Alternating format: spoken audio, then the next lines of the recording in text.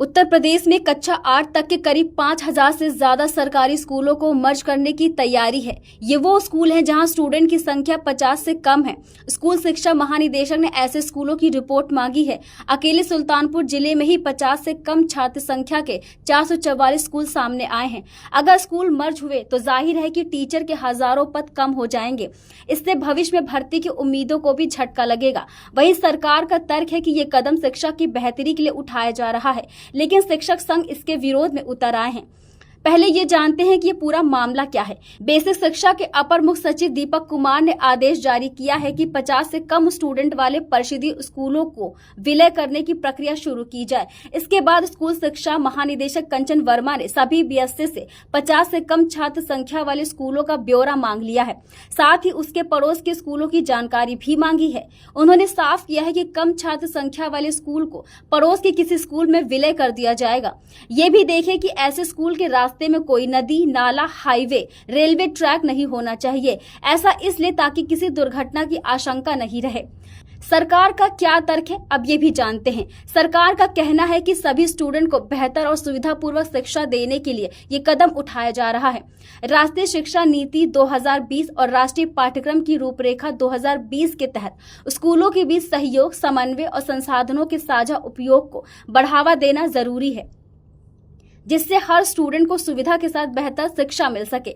सरकार की तैयारी भी जान लेते हैं। हर जिले में एक मुख्यमंत्री अभ्युदय कंपोजिट विद्यालय खोला जा रहा है। प्रदेश सरकार की ओर से इन स्कूलों को आधुनिक इंफ्रास्ट्रक्चर और शैक्षणिक सुविधाओं से लैस किया जाएगा। हर स्कूल में कम से कम 450 स्टूडेंट के लिए संसाधन उपलब्ध कराए जा रहे हैं। स्कूल बिल्डिंग को 1.42 करोड़ की लागत से अपग्रेड भी किया जा रहा है। स्कूलों में स्मार्ट क्लास, टॉयलेट, फर्नीचर, पुस्तकालय, computer room, mid day meal, kitchen, dining hall, CCTV, wifi, open gym और शुद्ध पेयजल की व्यवस्था की जाएगी। इसी तरह सरकार की ओर से हर जिले में एक मुख्यमंत्री मॉडल कंपोजिट स्कूल की स्थापना की जा रही है, जो कक्षा 1 से 12 तक चलेंगे। इस पर करीब 30 करोड़ रुपए की लागत आएगी। इन स्कूलों में कम से कम 1500 छात्रों के लिए smart class, advance science lab, digital library, खेल मैदान, कौशल विकास सुविधाओं की स्थापना की जाएगी। कक्षा 11 से 12 के लिए विज्ञान, वाणिज्य और कला संकाय की अलग अलग कक्षाओं का भी प्रावधान किया जाएगा। अब ये भी समझ लेते हैं कि शिक्षक संघ इसका विरोध क्यों कर रहे हैं। उत्तर प्रदेश महिला शिक्षक संघ की अध्यक्षता सुलोचना मौर्य का कहना है, स्कूलों की संख्या कम करने से बच्चों का नुकसान होगा। अभी 1 किलोमीटर की दूरी पर ही बच्चे स्कूल नहीं आते हैं। जब एक ग्राम सभा का स्कूल बंद कर दूसरी ग्राम सभा के स्कूल में बच्चों को मर्ज किया जाएगा तो स्कूल की दूरी और बढ़ जाएगी। गाँव में गरीब माता पिता बच्चों के लिए वैन नहीं लगा सकते। वह सुरक्षा की दृष्टि से भी बच्चों को दूर स्कूल नहीं भेजेंगे। इससे सबसे ज्यादा नुकसान बच्चों और अभिभावक का होगा। बच्चे पढ़ाई छोड़ देंगे या प्राइवेट स्कूल में एडमिशन लेने को मजबूर हो जाएंगे।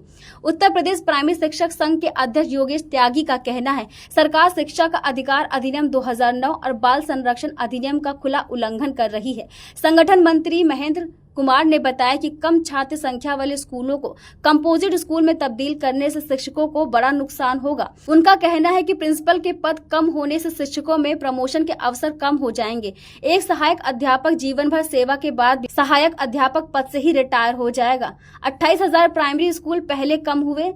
साल 2017 से 18 में बेसिक शिक्षा परिषद के 1.58 लाख से अधिक स्कूल थे। इनमें 1,13,279 प्राइमरी स्कूल थे। कंपोजिट विद्यालयों के गठन के लिए कम छात्र संख्या वाले करीब 28,000 स्कूलों को पड़ोस के स्कूल में मर्ज किया गया। इससे 28,000 प्रधानाध्यापक के पद सीधे कम हो गए। वहीं छात्र शिक्षक अनुपात के लिहाज से हजारों टीचर भी सरप्लेस हो गए।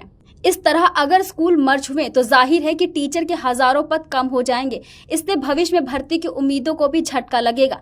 वहीं सरकार का तर्क है कि यह कदम शिक्षा की बेहतरी के लिए उठाया जा रहा है, लेकिन शिक्षक संघ इसके विरोध में उतर आए हैं।